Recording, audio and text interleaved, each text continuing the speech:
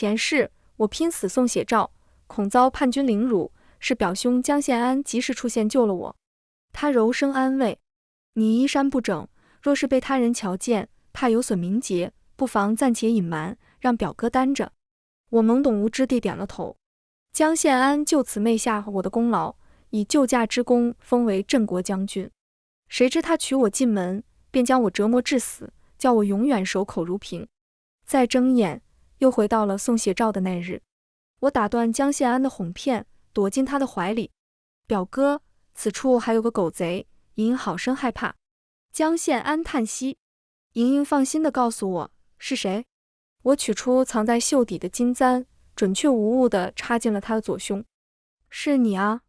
大家好，欢迎收看皮皮听书。莹莹，对于女子而言，比起邀功，到底是名节更为重要，你说呢？烈阳晒得我两眼发花，抹掉眼角的泪珠，惊觉自己身处荒郊野岭，钗横鬓乱，面颊凝着泪痕，薄薄的下裙被撕成碎条，露出雪白的臂膀。旁边横一句竖一句的倒着叛军的尸体，而抱住我的表兄江献安，声音温柔似水，貌似在关心我的伤势，实则眼角的余光盯紧了我死死护在怀里的血诏和虎符，手上的长刀还在滴滴答答地往下滴血。我恍然大悟，自己重生了，还是重生在送血诏的这一日。今日原是孙贵妃的生辰，贵妃便邀京中官眷进宫赴宴，转头就把宫门锁死。她竟是将官眷当作拿捏百官的人质，协助太子造反。巧的是，我就在入宫的官眷里；不巧的是，赶在孙贵妃关门前，我因为闹肚子去了宫房。回来时，偌大的宫殿弥漫着令人作呕的血腥味，到处都是宫女太监的尸体。我胆战心惊地躲到一面朱墙后，却撞见个浑身染血的小太监。他得知我是池思业的女儿，将一卷明黄色绫帛交予我，便断了气。我打开来看，居然是血诏，还包着一半虎符。陛下怀疑太子并非皇室血脉，太子暗中与孙家媾和，意图篡位。他让拿了血诏的人去东都见他的弟弟义王，让义王带兵奔赴皇宫讨伐逆贼，平定宫变。仅仅犹豫了半炷香的时间，我将血诏连同虎符卷起来，打上死结，藏在怀里，满脸坚毅。陛下在我的记忆里是个慈祥善良的老人，经常让父亲带宫里才有的云片糕给我吃。而太子为人狠毒跋扈，遭他毒手的百姓数不胜数。天下兴亡，匹夫有责，若他继位，那还得了。这个忙我帮定了。我不敢声张，独自前往东都，历尽艰辛，饿得前胸贴后背，找个饭馆填饱肚子，却被几个追随太子党的叛军盯上了。他们喝多了酒，见我娇怯怯的，便起了色心。我拼死护住藏在衣襟内的血诏，嗓子都吓哑了。你们疯了！我是池思业的女儿。哈哈，太子念书时最讨厌池业，继位后第一个就杀了你全家。危难之际，一把长刀破空而出，三下五除二将叛军杀得干净。来者正是我的表兄江献安。他将我轻轻拥入怀中，清亮的眼眸含情脉脉，帮我整理衣裙遮羞。表哥，我是为义王送血诏，才会落得如此。我双眸通红，天真的将实情全盘托出。江献安震惊片刻，柔声安慰道：你衣衫不整，若是被他人瞧见，怕是有损名节，不妨暂且隐瞒，让表哥担着。表妹，你考虑的如何？江献安迫不及待，手快要伸入我衣襟里了。我浑身打了个哆嗦，急慌慌地钻进他的怀里。抬头，柳叶眉似蹙非蹙，泪珠一颗颗滑落到下巴，可怜得像只小兔子。亲亲表哥，多亏了你，否则因名节受损，将来如何嫁得出去？我说过，我是有几分姿色在的。江献安的喉结动了动，眼眸变得迷离。别怕，莹莹，我会照顾你的。照顾我？我在心里冷笑一声。前世江献安正是以若贸然领功，恐有损名节为由，捂住了我的嘴。转身他便带着血诏和虎符去东都找义王，陪同义王平定宫变，再在御前冒领了我的救驾之功，封为镇国将军。而他所谓的照顾，便是娶我进门，强迫我和白月光同为平妻，任由我被白月光凌辱践踏。甚至害怕我将当日的真相说出，用银线将我的嘴巴一针又一针地缝起来。莹莹，如此这般，你便能守口如瓶。我满眼惊恐地捂住血淋淋的嘴巴，当晚便惊惧而死。表妹，你我本就有婚约在身，我理应照顾你。拼死送血诏可是救主的大功，可你一介女儿身又如何邀功呢？不妨让表兄担着，以后封了大将军，给你求个诰命。救驾之功可以封为公主郡主的，谁稀罕当你的狗屁诰命夫人？表哥说的对，我都听表哥的。我眨巴着眼眸，瞧着他松了口气的样子，又装得楚楚可怜。可是这里还藏着别的叛军呢，莹莹好害怕啊。江献安一脸就是主的自信。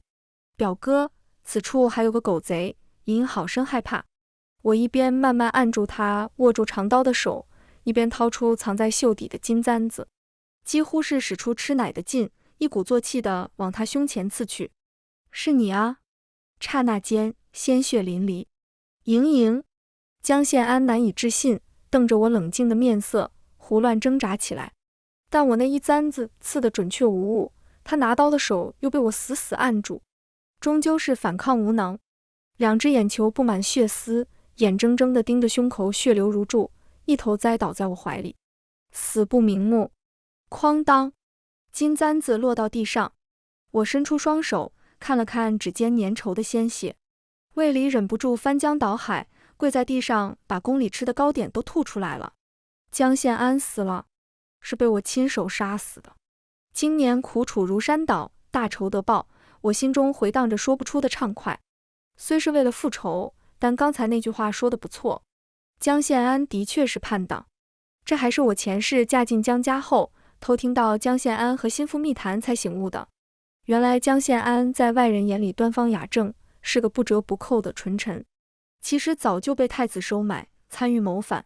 可他也是个蛇鼠两端的坏胚，眼见太子无能，宫变后3-5天都搞不定老皇帝，唯恐义王回京与太子相争，连累自己受罪，便哄骗我抢了血诏和虎符送给义王，好有个救驾之功当护身符。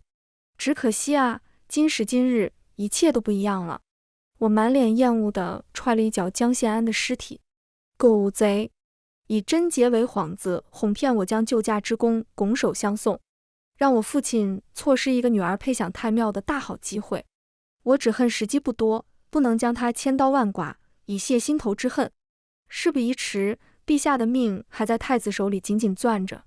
我换了件新衣裙，又把江献安和叛军的尸体草草葬了，雇了辆脚程快的马车，迅速赶去东都。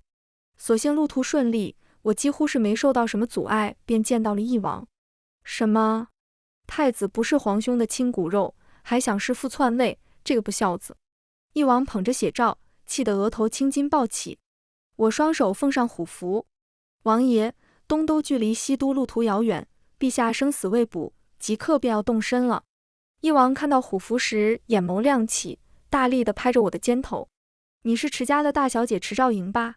你池家对朝廷忠心耿耿，你拼死送血诏，实乃忠君爱国之典范，本王会禀明陛下，重赏你的救驾之功。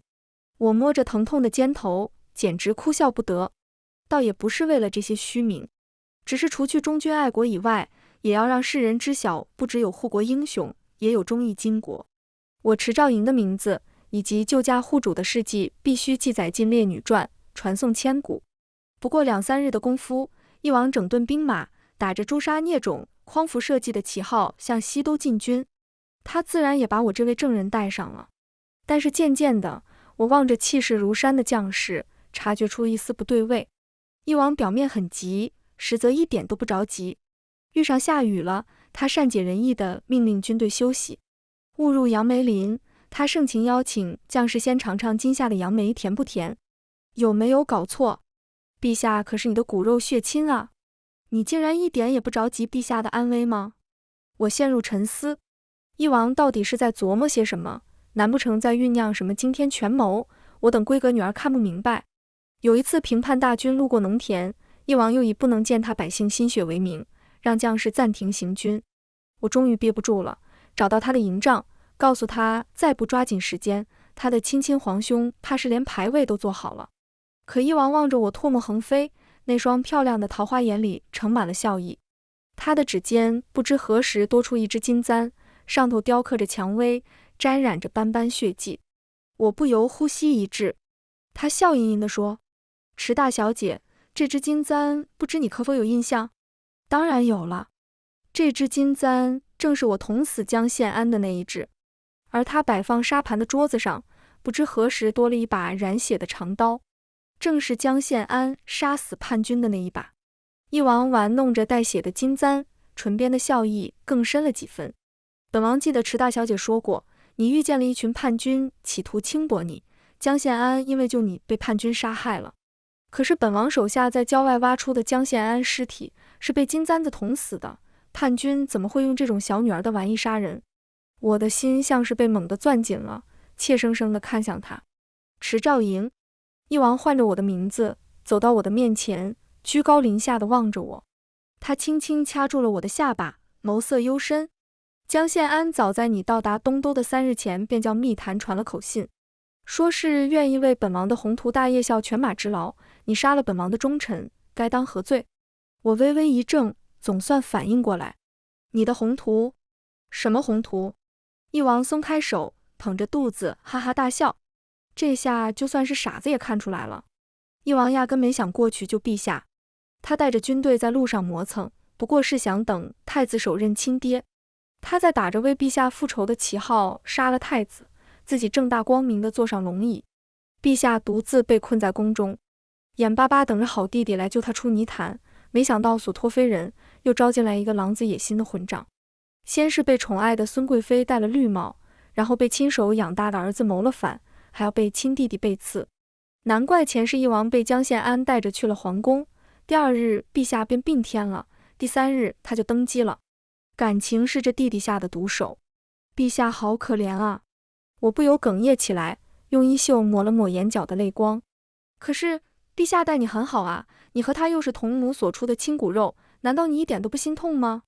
一王瞥了我一眼，似乎是在鄙视我的妇人之仁。皇兄曾经是待本王不错，本王还记得小时候母妃不得宠，都是他受着宫人的白眼，去御膳房讨要糕点送给本王和母妃吃，本王才没在冷宫里饿死。他话锋一转，声音里仅存的几分柔情消失殆尽。可那都是过去的事了，最是无情帝王家，分明是一母所出的亲兄弟，凭什么他能高高在上，享受万民朝拜，而本王却要龟缩在东都小城？难道就因为他博识多才，而本王大字不识吗？一王握紧拳头，狠狠捶打桌面，惊得几枚兵器震了震，表情甚是愤恨。我暗地里翻了2个白眼。那不然呢？先皇和臣民都不是傻子，真能看着你个狼心狗肺的玩意坐上那把龙椅？一王平复心绪，高深莫测的目光又重新落在我身上。当初你带着血诏过来，本王是打算杀了你灭口，栽赃到太子叛军身上的。我心里不免咯噔一声。一王的目光顺着我雪白的肩头滑到若隐若现的胸口，暧昧极了。可是池家大小姐的确有几分姿色，本王不计较你落在叛军手里，多半贞洁有损。日后成了本王的贵妃，少不得要帮本王摆平后宫。记住本王的教诲，借刀杀人永远比自己动手要高明多了。看来一王也是不中用了。我不是江献安那般无君无父的畜生，不可能带着逆贼去要陛下的命。事已至此，只怕我救国圣女的名声要彻底坐实了。我深深吸了口气，趁着一王背过身幸灾乐祸的时刻，抄起桌上的长刀，抵住他的后背，将他贯穿。鲜血再次染红了刀刃，打湿了我的指尖。一王浑身僵硬地转过头，看见我柔弱却充满坚韧的眉眼，双眸红得可怕。他一声未吭，倒在洒了满地的兵器里，气绝身亡。你可以当皇帝了，只不过是在地狱。我抽出长刀，任由血珠飞溅到面颊，盯着一王留有余热的尸体，没有前一次惊慌了。一王，谢谢你教我的，我记住了。可到底是在人家的军营里把人给捅个透心凉。我凝视着一王后背那道血迹逐渐凝固的伤口，一时半会竟也拿不住个主意。外头突然传来一道低沉的男声：王爷，属下有要事禀报，是翼王的副将秦伯言。我陡然屏住呼吸，电石火光间，忽然有了个极好的念头，若是能成，我便就此走下去，直到面见陛下；若是不能成，那么这位秦副将便是我手中的第三滴血。我重新握起长刀，带着隐隐哭腔，娇娇弱弱地说：“秦将军嘛，进来吧。”外头的秦伯言定然觉得这道声音明显是女子，过了好半会才掀了帘子进来。没想到第一眼便被翼王血淋淋的尸体害住了，他震惊的手脚发麻。池大小姐，这是……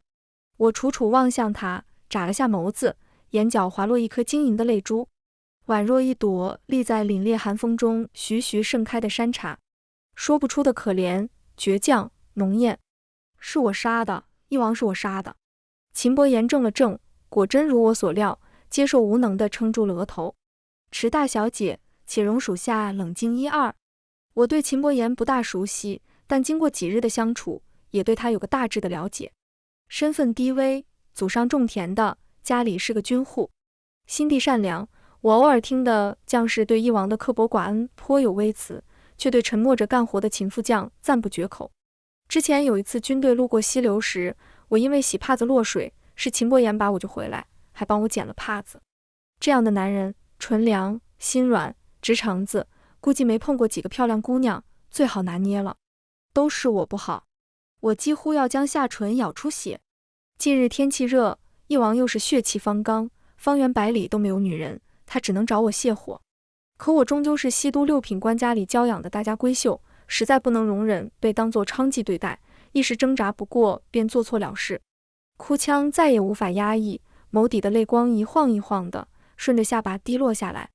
我娇滴滴的掩面而泣，自然不能以实情告知了。我不确定秦伯言对于朝政以及翼王怀有谋逆之心有何看法，若是撞到他的刀口上，岂不是自找苦吃？一个险遭奸污却拼死反抗的良家妇女，总比一个擅自处决乱臣贼子的毒妇看起来可怜多了。秦副将，你是跟随翼王闯过鬼门关的亲信，你杀了我吧，就当是为你的王爷报仇。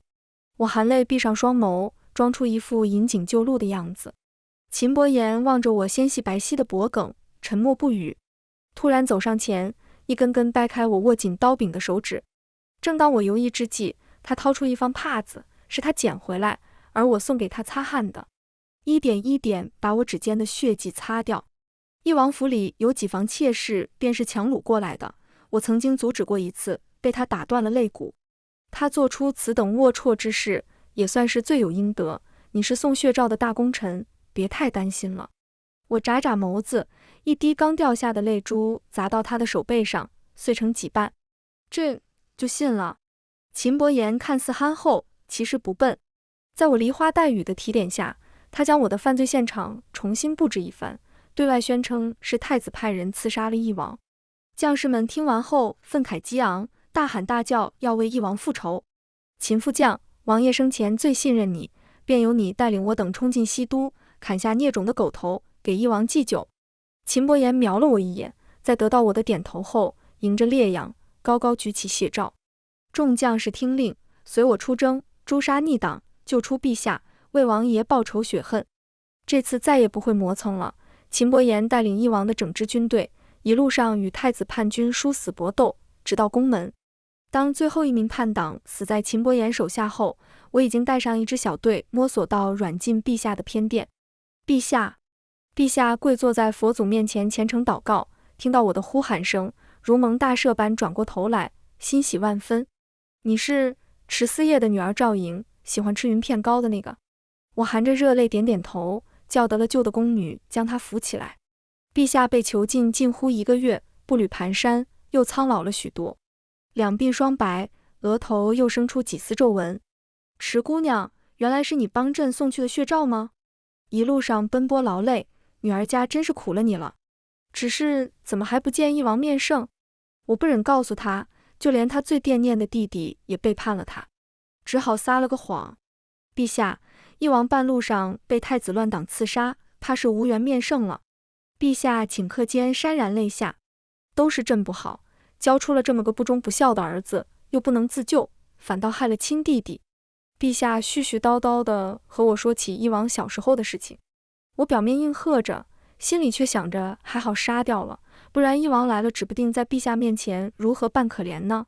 宫变平息的第2日，艳阳高照，和煦的阳光洒在宫殿的每一处，冲淡了几分厮杀的血腥味。陛下听着臣下的汇报，等到询问孙贵妃养育的废太子和公主如何处置时，他忽而沉默下来，眸底尽是不忍。原来孙贵妃在进宫前便与孙家表哥芳心互许，珠胎暗结，太子和公主也不是朕的骨肉。我坐在旁边吃云片糕，果真听得陛下重重地叹了口气。到底是朕重开选秀，拆散了一对有情人，太子和公主又是朕看着长大的，朕到底于心不忍。孙贵妃打入冷宫，废太子便贬为庶民，公主到底不懂得谋反，就废了封号，当个宫女吧。嗨嗨，我差点被半块云片糕噎死。臣下如鲠在喉，但也没法多说，领了旨意便离开了。陛下唤我上前，握着我的手，热泪盈眶道：好姑娘，你拼死送血诏，忠君爱国，义薄云天，是朕的救命恩人，朕要重重的赏你。功高莫过于救主。陛下一顿噼里啪啦的赏赐，惊呆了我的眼。先是密密麻麻的千金万银，珠宝字画，每日由宫人直送持府的云片糕，再是将我拼死送谢诏、冒险救主的事迹写进《烈女传》，让千古女儿郎诵读。最后，他册封我为昭阳郡主，享有封邑，又擢升我的父亲为3品官，再封安定侯。早逝的生母追封3品诰命夫人。最重要的是，我去世后得以附祀于帝王宗庙，享受皇家香火。江献安这个天杀的贱货，前世竟然害我错失这么些好东西。我激动地磕头谢恩。陛下，臣女虽然是送了血诏和虎符，可真正带兵救驾的另有其人。我连忙叫了秦伯言觐见。陛下打量着秦伯言高大魁梧的身材，听得我添油加醋地说秦将军是翼王的亲信，又唤起心底对幼弟的怜爱。所幸爱屋及乌，也好，那一半虎符就放在秦将军手里，朕再封你为镇国将军。秦伯言叩谢圣恩，又露出为难的神情。陛下，请恕微臣无能，没看住废太子和孙贵妃，他们宫变失败后，一个拔刀自刎，一个投环自尽。陛下浑身狠狠颤动，又是一阵老泪纵横，伏在玉案上发出抽泣声。我和秦伯言交换着眼色，退出殿门。陛下真的没事吗？秦伯言难免担忧。我缓缓勾起唇角，冷笑连连。早在昨天领兵攻入宫门之时，我便再三交代秦伯言，遇见孙贵妃和太子，即刻斩杀，不要有半分犹豫。因为整个西都的人都知道，陛下最是心肠柔软，即便头顶绿成了大草原，也要抹着眼泪原谅他。外头太子残党不少，若是饶下这条狗命，不知生出多少事端。可当秦伯言逮到企图逃匿的太子和孙贵妃时，仍然不知如何下手。池大小姐，这种事我们当臣子的终究无法做主，不如全权交与陛下决断。我忍无可忍，一脚踹倒了骂骂咧咧的废太子，抽出秦伯言腰间的长刀，抹了他的脖子，再叫2个手劲大的太监活活勒死了哭着要见陛下的孙贵妃。秦伯言被鲜血喷了满脸，看得一愣一愣的，但也没多说什么。红艳艳的烈阳下，忽然下起一场急促的雨，稀里哗啦的，闭上眼，耳边雨声磅礴，好似有谁在触碰我的指尖。睁开双眸，秦伯言垂下头，耳尖烧红。池大小姐，郡主，不知郡主之后有何打算？陛下在西都赏赐了宅邸，是罪臣孙家留下的，须得重新修缮。郡主是西都人，不妨帮忙看看。肝肠寸断的哭泣声透过雨幕传来，我凝神望去，是孙贵妃的女儿，曾经的明珠公主在为母妃和兄长求情。秦伯言也注意到了，明珠公主哭得好生可怜，不过陛下宽恕她也正常，谋反之事到底与她一介女流没牵连。泪水和雨水混着从那张明媚如芍药的面容上流过，何人瞧见不心生怜惜呢？也是这张脸，在镇国将军府里日日搓磨我，害得我只能吃剩饭，喝馊水，过得连下人都不如。还是这张脸，给江献安吹枕头风，让他用针线缝住我的嘴巴，叫我永生不得吐露实情。所谓念念不忘的白月光，于我而言，却是比曼陀罗更狠辣的毒娼妇。借刀杀人固然高明，可自己动手才是最爽的。我掩去眸底如烈火般燃烧的仇恨。明珠，我不着急的，你且等着。我，朝阳郡主，带着浩浩荡荡的赏赐回安定侯府了。是夜，鞭炮齐鸣，锣鼓喧天，街坊邻里都跑出来看热闹。那些笑话我家只有一个女儿绝了户的搂着她家耀祖，酸的牙都快掉了。父亲热泪盈眶，扶着我下了马车，紧紧地将我拥入怀中。同僚都说我小小六品官也能封为侯爷，富平女贵当真不害臊。我骂他们没生出好女儿，得去太医院挂号，看他男科。我扑哧一笑，陛下说父亲叫女有功，也要表彰呢。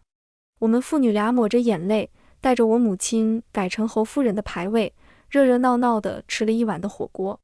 一觉醒来，求亲的权贵几乎要把我家的门槛踏破。想来我已经年过16，本来和江家有婚约，如今江献安死了，总要再嫁。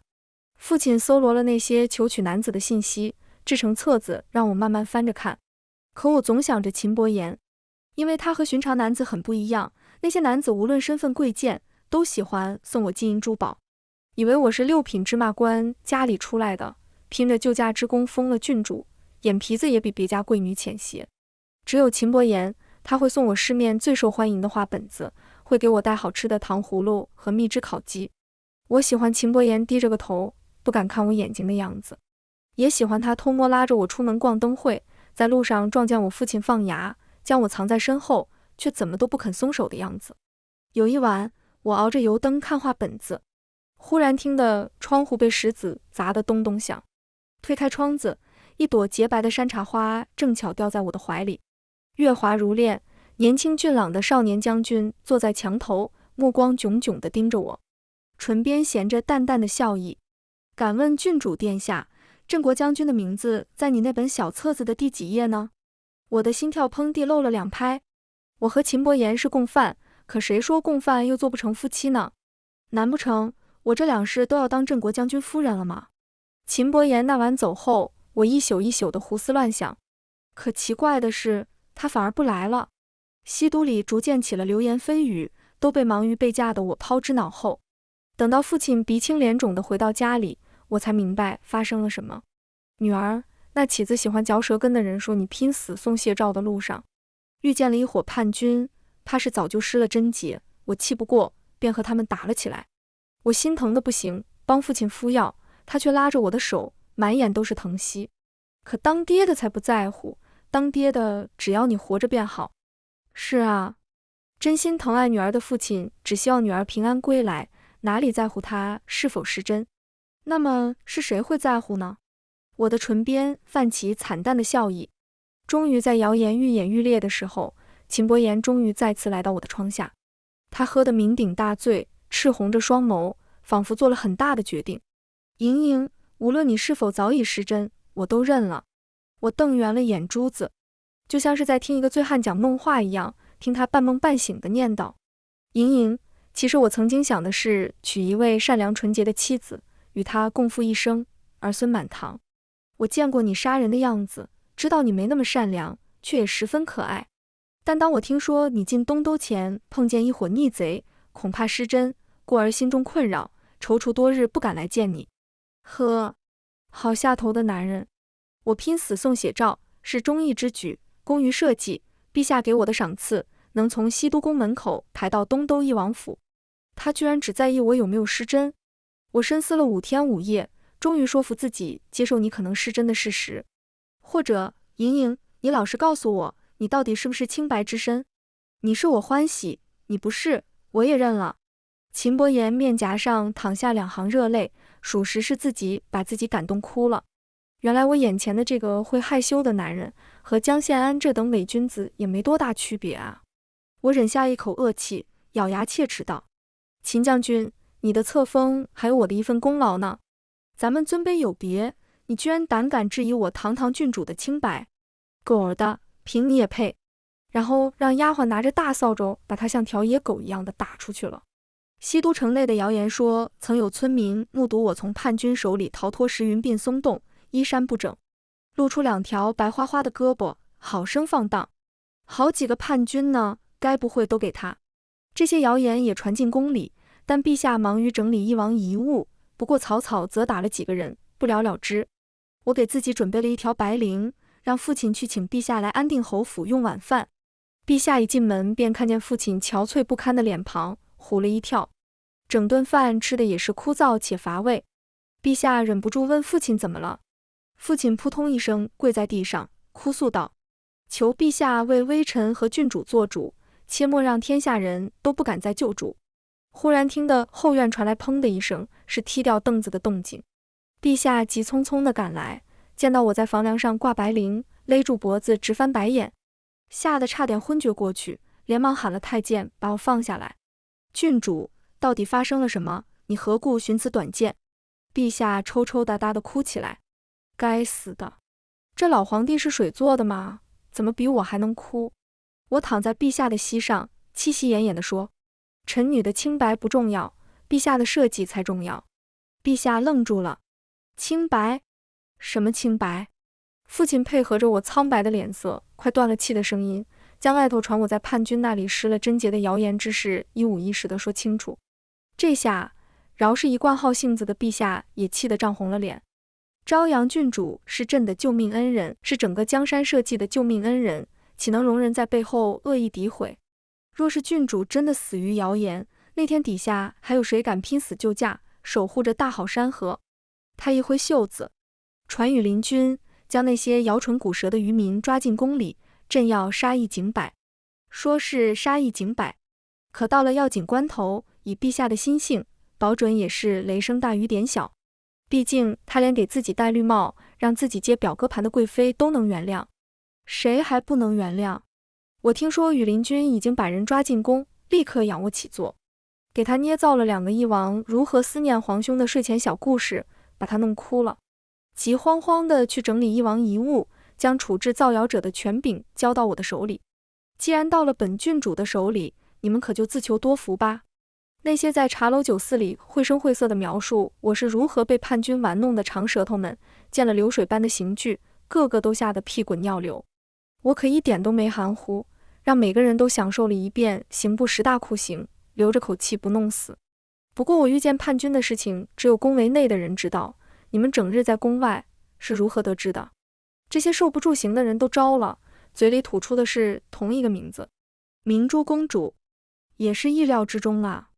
我又叫掌刑人把他们的舌头拔了，做成小葱爆舌头，送去西都有名的酒楼饭馆，每个进店的客人都得尝上一口，记住诋毁郡主是什么下场。若是再让我听到有谁，我便剥了他的皮，放到盐堆里滚上3圈，再下油锅炸得脆脆的。下不为例。也曾有工人为我出主意，让我在胳膊上点个朱砂以示清白。我笑着摇了摇头，何必呢？我清白如何，不清白又如何？我乃救国圣女，垂名千古，质疑我的人不配，且只有死路一条。等陛下擦干净眼泪，我将那些造谣传谣者的证词给他看。陛下又红了眼圈。朕没想到明珠女儿佳佳竟这般恶毒心肠。我赶在她掉眼泪之前劝道：明珠从前是公主，如今成了宫女，身份天差地别，难免吃味。臣女以为可以送明珠去庙里静心养性，以免再生事端。陛下夸我心地仁厚，认可我的做法，便抹着眼泪去整理翼王的遗物去了。载着明珠的马车行驶在滂沱大雨里，突然停住了，帘子被掀开，几丝雨滴飘进来。明珠哭得眼睛肿得像核桃，不由喜极而泣。江家哥哥来救我了。看见我的瞬间，他面上的血色尽退。江家哥哥，我嗤笑出声。你难道不知道，你江家哥哥早就凉透了，保不准尸骨都被野狗啃干净了。你个贱妇，怎地是你？若不是你拿着幼时的订婚威胁江家哥哥，我早就和他成婚了。明珠气急败坏，我啪啪2个耳刮子打得他眼冒金星，含笑道：好啊，早晚送你下去和你江家哥哥冥婚。我纵身骑在明珠腰间，绑住她2只胡乱挣扎的胳膊，穿针引线的在她的上下唇间游走，把她的嘴唇缝成一条直线。明珠起初还在谩骂，说我只是个6品芝麻官养的便宜女儿，也配封为郡主，到最后被我缝死了嘴巴，满脸是血，只能呜呜咽咽地瞪着我，满眼都是惊恐。我花重金打点了庙里的尼姑，每日中午解开明珠的嘴巴，拿些剩饭馊水给她吃，再缝上，希望明珠能活得久些吧，至少要比我前世活得久。谣言彻底平息后，踏破我家门槛的媒婆可一点都没少。我把父亲给我制作的小册子烧了，让父亲早点退休，随我去封地享清福。在我带着父亲还有御膳房最会做云片糕的师傅离开西都的那一日，正好是秦伯言成婚的日子。在我的授意下，陛下给他指了一门亲事，是御史大夫家的2小姐徐氏。对于一个军户出身的平头百姓而言，这是拜佛烧香都求不来的婚事。秦伯言婚前在安定侯府前等了1夜，想要见我，终究是徒劳无功，被徐家的人拉去成亲了。他不知道，这位看似贤良淑德的徐氏，实则疑心病病入膏肓，前世逼疯过3位丈夫。秦伯言啊，秦伯言，婚后日子可有你受的，这也算是我帮你当上将军的一点小小报酬吧。前世那3位无辜郎君也可以松口气，去同真心喜爱自己的女人过琴瑟和鸣的小日子了。而我呢，就在这10里桃花、100里烟柳的封地，陪着我的父亲，吃着享不尽的云片糕，直到天荒地老，直到闭眼后，再风风光光的被皇室迎回京城，配享太庙，万古垂青。全文完，皮皮听书，感谢您的观看，每天上新精彩小说，喜欢就订阅吧。